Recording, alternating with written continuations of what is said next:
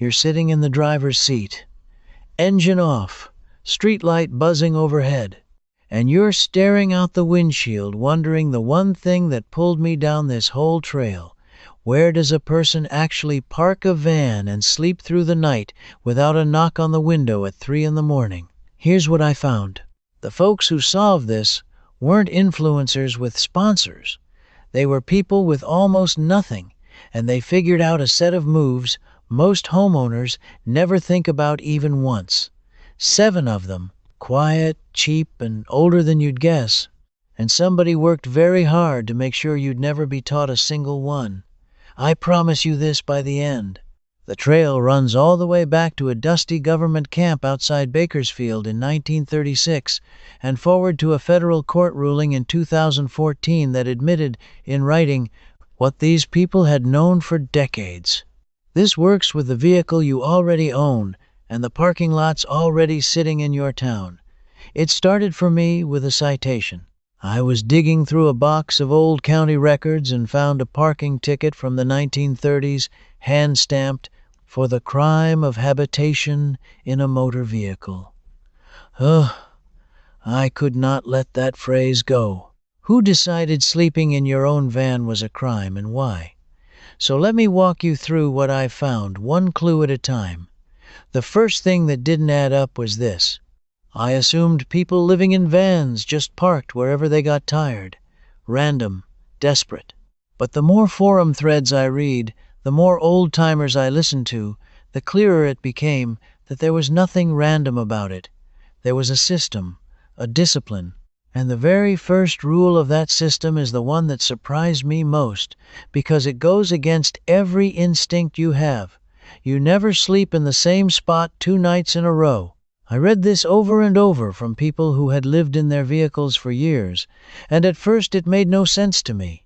If you find a safe, quiet street, why not just stay there? Because of something they called getting flagged. Here's how it works. The first night in a new spot, nobody notices you. You're just a parked van, one of thousands. The second night, a neighbor glances twice. The third night, that same neighbor is now certain that van doesn't belong, and that's the night the phone call happens. The knock, the tow. So the people who lasted, the ones who went years without trouble, treated every spot as a one-night stand. They kept a mental list of 10 or 15 locations and rotated through them, never letting any single one build up a memory in a stranger's mind. One man wrote that in 4 years he was never once woken by police, and he credited it entirely to this. He never gave anyone the second look that turns into a complaint. That's hack number 1, and it cost nothing. But it raised a bigger question in my mind. If simply being noticed is the danger, then when you arrive and when you leave matters as much as where. And that's where I found the second move, the one built around what they called the gray hours. The gray hours are the window after most people are asleep and before most people are awake. Roll in after 10 at night, be gone before 6 in the morning. The whole idea is that the fewer human eyes that see your van sitting still, the safer you are. One woman who lived in a minivan for 3 winters described her routine like a train schedule. Doors locked by 10:15, alarm set for 5:40, curtains never opened until the wheels were already moving. She said, "The mistake beginners make is treating the van like a house, something you settle into. The van isn't a house, it's a boat, and you only drop anchor in the dark." Now these 2 rules together, the rotation and the gray hours, already told me something important. This wasn't the behavior of people who felt they had a right to be there. This was the behavior of people who knew they were being hunted.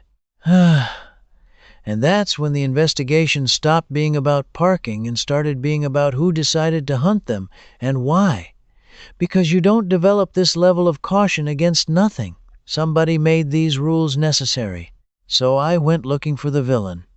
And I found him faster than I expected. Here is the thing nobody tells you. In most of America, for most of the 20th century, and right up into our own time, the act of sleeping in your own legally parked, legally registered vehicle was made a crime on purpose, not by accident. By ordinance.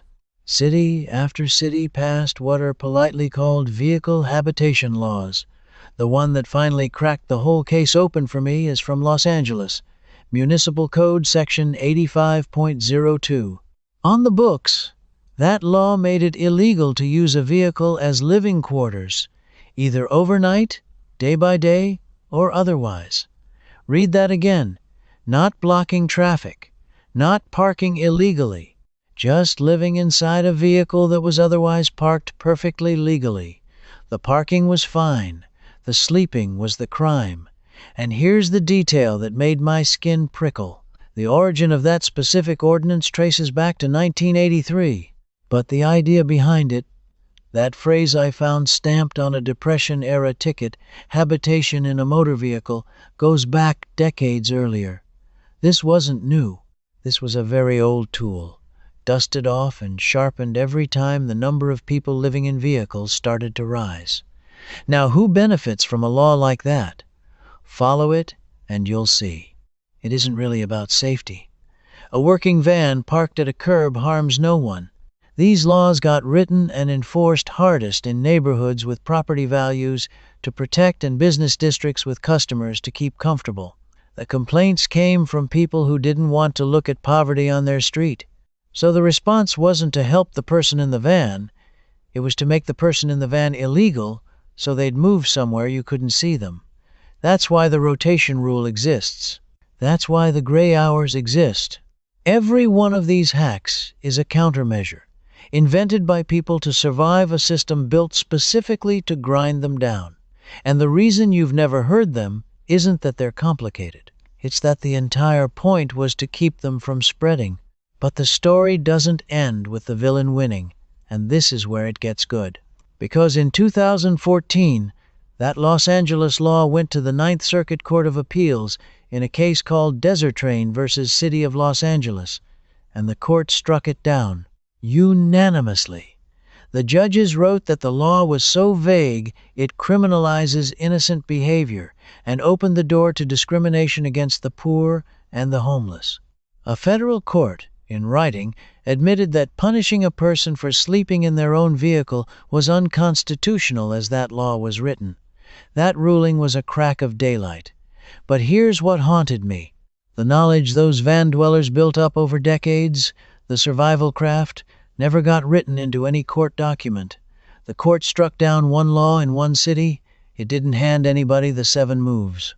Those stayed underground, passed person to person, exactly the way they always had. So I kept digging because I wanted the moves themselves, not just the legal footnote. And the third hack I found is the kind of thing that sounds obvious the second you hear it, yet almost nobody does it. It's about which way your van is pointed. The people who'd been doing this longest all parked the same way, nose out, front bumper facing the exit, rear of the van backed up against a wall, a fence, a hedge, anything solid. 2 reasons, and both are clever. First, if you ever have to leave in a hurry, in the middle of the night, half asleep, you do not want to be fumbling with a reverse and a 3-point turn. You want to turn the key and roll straight forward and gone. Second, backing up against something solid means nobody can approach the one part of your van where you're most vulnerable, and it means nobody's headlights are sweeping across your windshield all night. You've turned your own vehicle into a small fortress with one clear escape route. One retired trucker I read about called it, "Always park like you might need to leave, because someday you will." That stuck with me. Therefore, the next question became obvious. If where you point matters, then where you park in the first place matters even more. And this is where these folks turned out to be smarter than any security expert I've read. Because the safest place to hide, it turns out, is not somewhere hidden. It's somewhere so ordinary that your van becomes invisible. Let me tell you about the fourth hack, the blend zone, because the history behind it genuinely stopped me cold. There's a reason you've heard that people sleep in Walmart parking lots. Most folks think it's just because they're big and nobody's watching. But there's an actual policy behind it, and it goes straight back to the man who built the company. Sam Walton, the founder of Walmart, was himself an avid outdoorsman and traveler, And he set an informal company custom, still followed at many stores today, of allowing recreational vehicles and travelers to stay overnight in the lot. It became known across the whole traveling community. A store manager can override it, and plenty of city laws now block it. But the founding culture of one of the biggest companies on earth was to let the tired traveler rest in the lot. That's not nothing. But Walmart is just the famous example. The real principle underneath it is this. You want to park where a parked vehicle at odd hours is completely normal, so yours raises zero questions. 24-hour businesses. A gym that's open around the clock, where a car in the lot at 3 in the morning means nothing. A hospital, where cars come and go all night with visitors and shift workers, and no one can tell a visitor's car from a resident's. Big grocery stores. In some regions, casinos, which famously don't care how long you stay. The genius is that you're not hiding from people. You're hiding among people in a place where your presence tells no story at all. And that connects right back to the fifth hack, which is the residential version of the same idea. But before I take you there, let me tell you about something that collects all of this in one place. Everything I've been walking you through, the rotation, the gray hours, the blend zones, the full 7 moves, and the buried history behind every one of them, I put it all into a digital book. It's called First Wins if you want the essentials fast, Deeper Cuts if you want the full investigative trail, and the full stack if you want everything, every layer, every detail I dug up. You'll find the links in the description below. If this kind of recovered, honest knowledge is useful to you, that's where it lives in full. Now I know what some of you are thinking right about now, and I want to speak to you directly, because you might be the person who most needs to hear this next part. You might be thinking this is all fascinating, but it's for people who own a proper camper van with a bed and a fridge and blackout curtains built in, and it has nothing to do with you and the ordinary car sitting in your driveway. I thought the same thing when I started. I was wrong, and here's why. Because the sixth hack, the one the veterans considered the most important of all, requires nothing you can't already find in your kitchen and your garage right now. It's called going dark, and it's the difference between a vehicle someone looks at and a vehicle someone looks past. And you can do the whole thing tonight, in whatever you drive, for almost nothing. Here's the principle. What actually gives a person away isn't the van. It's the light. It's the glow of a phone screen through the glass at midnight. It's the flicker of movement. It's a curtain that's clearly a bedsheet. The moment a passerby's brain registers someone is living in there, the clock starts. So the whole craft is about killing every signal that a human being is inside. You don't need to buy a thing. That reflective windshield sunshade most people already own, the accordion kind that costs a few dollars at any gas station, is the single most valuable tool in the whole system.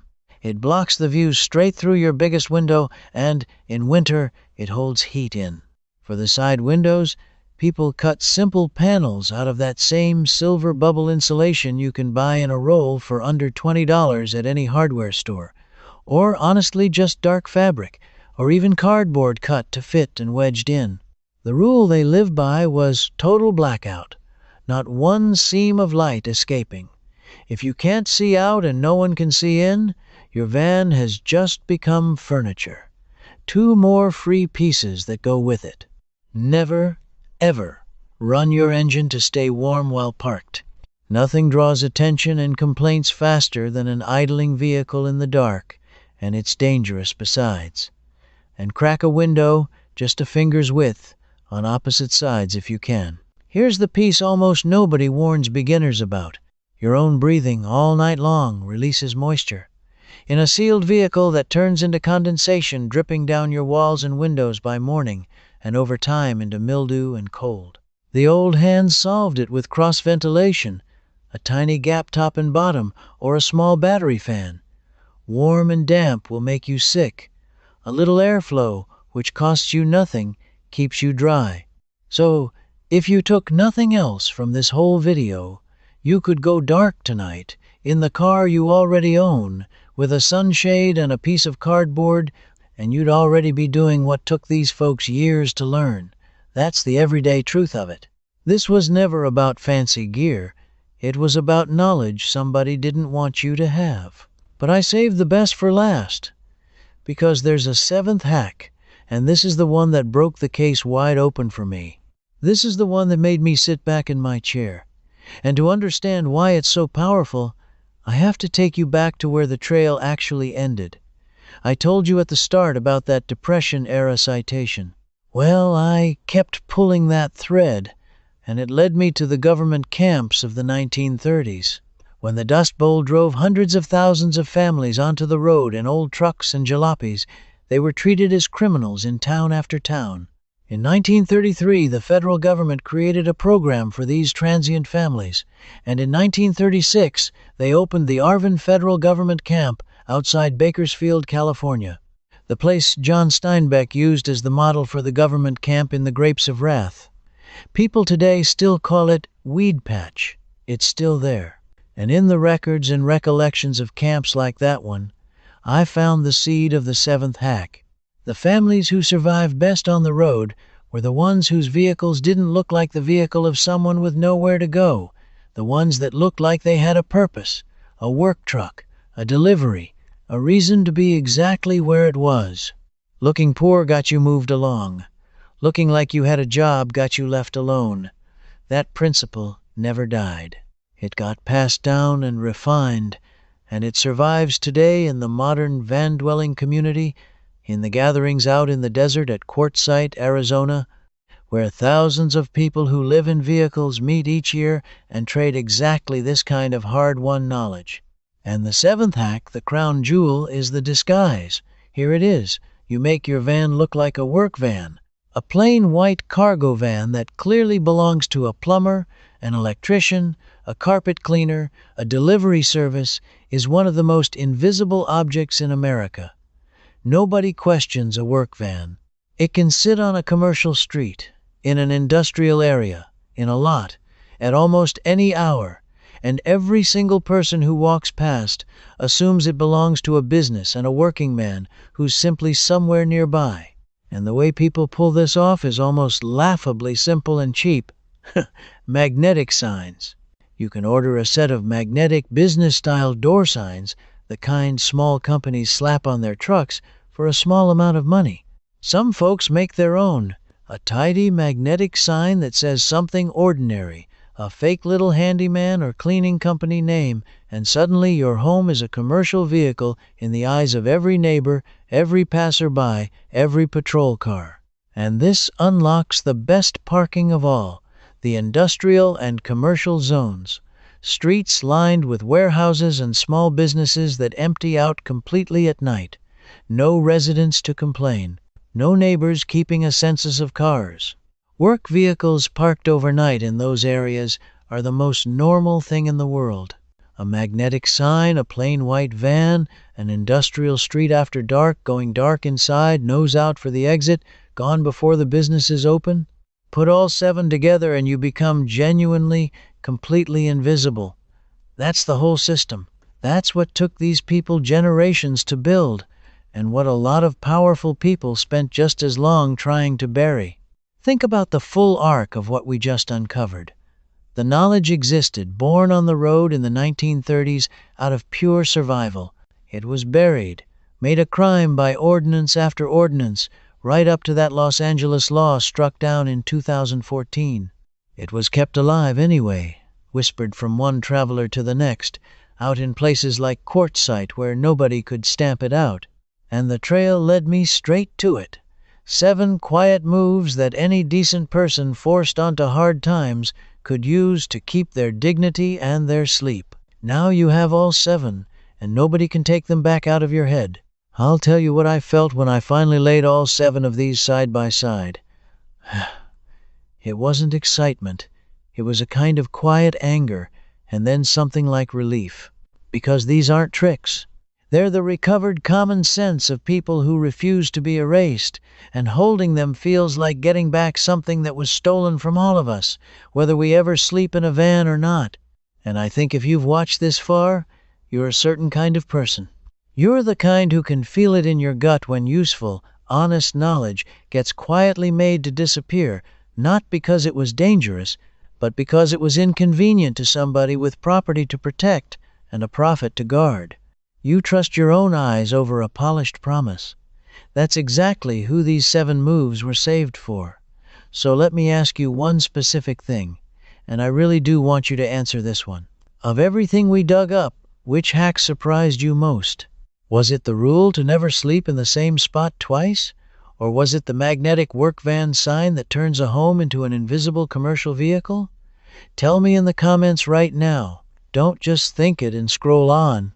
Type it out, because I read them, and the best follow-up leads I get come straight from you.